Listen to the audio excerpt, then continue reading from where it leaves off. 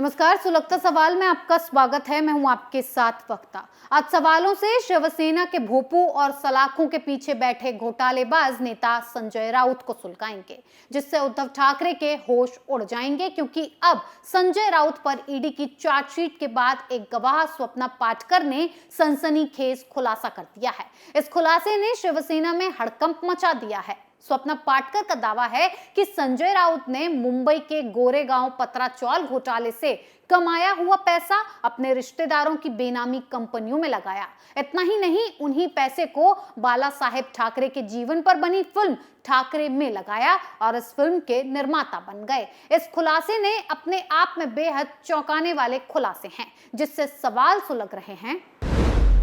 क्या घोटालों के पैसों से बनी फिल्म ठाकरे? क्या राउत ने रिश्तेदारों पर लुटाई घोटाले की रकम? पाटकर के दावे से क्यों परेशान हुए राउत? क्या उद्धव तक भी पहुंचा घोटाले का पैसा? इन सवालों ने संजय राउत के साथ साथ उद्धव ठाकरे को कटघरे में खड़ा कर दिया है और यही वजह है कि ईडी संजय राउत को जेल से बाहर निकलने नहीं दे रही है। लगातार जमानत का विरोध कर रही है और ऐसे में मौके पर स्वप्ना पाटकर का ये दावा राउत की मुश्किलें और बढ़ा सकता है। आपको बता दें कि गोरेगांव पत्राचौल घोटाले में संजय राउत 1 अगस्त से हिरासत में हैं और ऑर्थर रोड जेल में हैं। सोमवार को उनकी न्यायिक हिरासत 14 दिनों के लिए बढ़ा दी गई। उन्हें फिर 4 अक्टूबर तक न्यायिक हिरासत में भेजा गया है। संजय राउत की ओर से जमानत पाने के लिए जोरदार कोशिशें की जा रही हैं, लेकिन ईडी उनको जमानत दिए जाने का जोरदार विरोध कर रही है, क्योंकि ईडी के पास संजय राउत के खिलाफ ऐसे सबूत हैं जो केस की दिशा और दशा को बदल रहे हैं। अब तो इस केस में जल्द जांच की आंच उद्धव ठाकरे तक भी पहुंच सकती है, क्योंकि उद्धव के सत्ता में रहते ही संजय राउत ने इन पैसों का बंदरबांट किया। रिश्तेदारों पर तो संजय राउत ने मेहरबानी दिखाई, लेकिन ठाकरे फिल्म पर बनाने के लिए भ्रष्टाचार के पैसों का इस्तेमाल भी किया।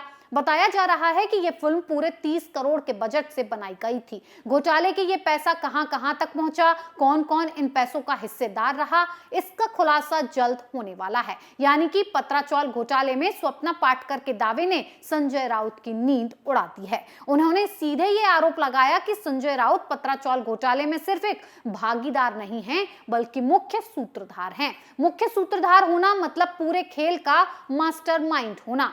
ईडी भी बार बार यही बात कह रही है कि संजय राउत ने ही घोटाले का पूरा खेल खेला है।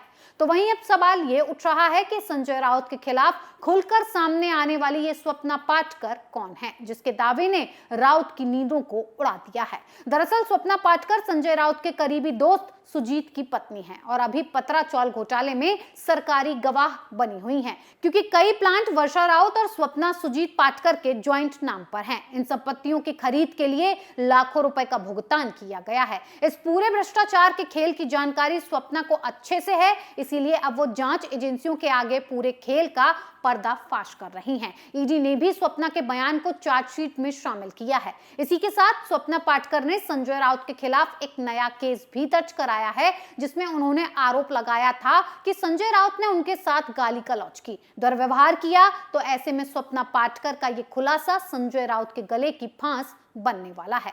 तो वहीं दूसरी तरफ संजय राउत के खिलाफ ईडी की धमाकेदार चार्जशीट पर भी बात करते हैं। इस चार्जशीट में संजय राउत को घोटाले का मास्टरमाइंड बताया गया। तो दरअसल संजय राउत पत्राचौल से जुड़े मनी लॉन्ड्रिंग मामले में प्रवीण राउत के जरिए सीधे तौर पर शामिल थे। ईडी ने कोर्ट में दाखिल अपनी चार्जशीट में यह दावा किया है। चार्जशीट के मुताबिक 2006 और 7 के दौरान पत्राचौल के पुनर्विकास को लेकर संजय राउत ने तत्कालीन केंद्रीय कृषि मंत्री पूर्व सीएम की अध्यक्षता में एक बैठक की थी। इस बैठक में Maharashtra housing and area development authority के अफसर और बाकी कई लोग भी शामिल हुए थे। यहीं से इस घोटाले की स्क्रिप्ट लिखनी शुरू हुई थी। इसके बाद मामले में आरोपी राकेश वधावन को मेसर्स गुरु आशीष कंस्ट्रक्शन प्राइवेट लिमिटेड के जरिए पत्राचौल परियोजनाओं के पुनर्विकास के लिए लाया गया। संजय राउत ने नियंत्रण करने के लिए गुरु आशीष कंस्ट्रक्शन प्राइवेट लिमिटेड में निदेशक के रूप में प्रवीण राउत को अपने प्रॉक्सी और विश्वास विश्वास पात्र के रूप में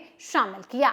ईडी की चार्जशीट के मुताबिक सोसाइटी और म्हाडा के साथ किए गए समझौते के मुताबिक उन्हें 672 किराएदारों का पुनर्वास कर सभी के लिए 767 वर्ग फुट के फ्लैट का निर्माण करना था। इसके लिए म्हाडा को कई वर्ग मीटर का क्षेत्र दिया गया था। बदले में थर्ड पार्टी के खरीदारों को फ्लैट बेचने का हकदार था।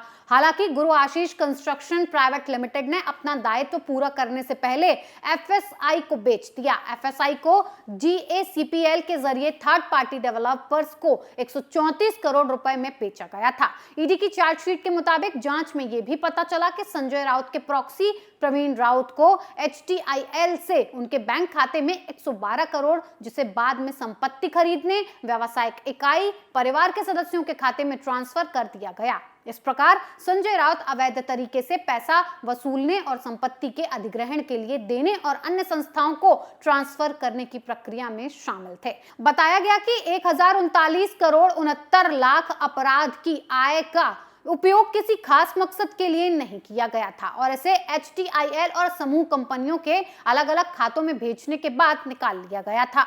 जांच में पता चला कि संजय राउत ने किहिम अलीबाग में जमीन की खरीद में नकदी का इस्तेमाल किया, जिसकी पोल कुछ विक्रेता पहले ही खोल चुके हैं। ये नकद पैसा आरोपी राकेश वधावन, सारंग वधावन और प्रवीण राउत के जरिए की गई धोखाधड़ी से कमाई गई थी। इसी दौरान संजय राउत ने इसी रकम से अपनी पत्नी के नाम पर संपत्ति ली थी।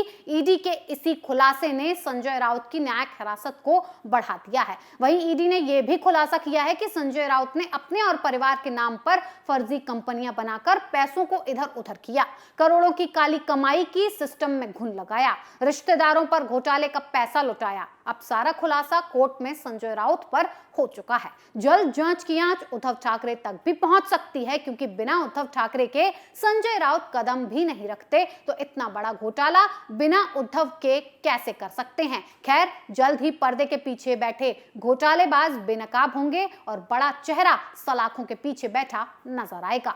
सुलगता सवाल में आज के लिए इतना ही। नए मुद्दे के साथ फिर पेश होंगे, तब तक के लिए देखते रहिए कैपिटल टीवी। नमस्कार।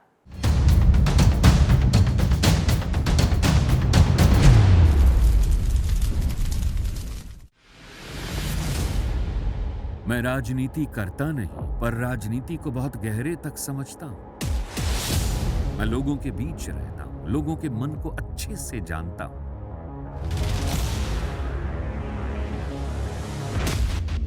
पब्लिक और पॉलिटिक्स की हर नब्ज को खूब पहचानता हूं। संघर्ष की सियासत से सत्ता के सिंहासन तक मैं हर खबर से खरा सच निकालता हूं। ना कोई दौड़, ना कोई race. Capital TV, Uttar Pradesh.